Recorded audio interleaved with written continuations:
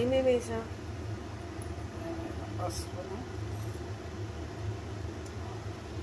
పసుపు, ఆకులు అంతేనా?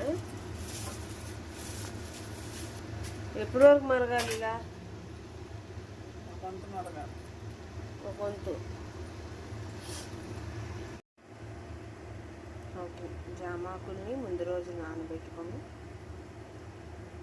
నీళ్ళల్లో వేసి నానబెట్టి పొద్దున్నే డైరెక్ట్గా వెళ్ళి స్టవ్ మీద పెట్టేసుకొని కొంచెం పసుపు వేసుకొని 2 వంతుల నీరు ఒక వంతు అయ్యేదాకా మరగనించి వడగట్టి తాగేయడమే.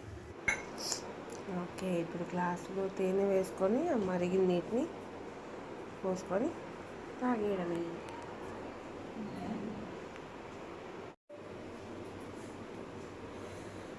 జామ ఆకుల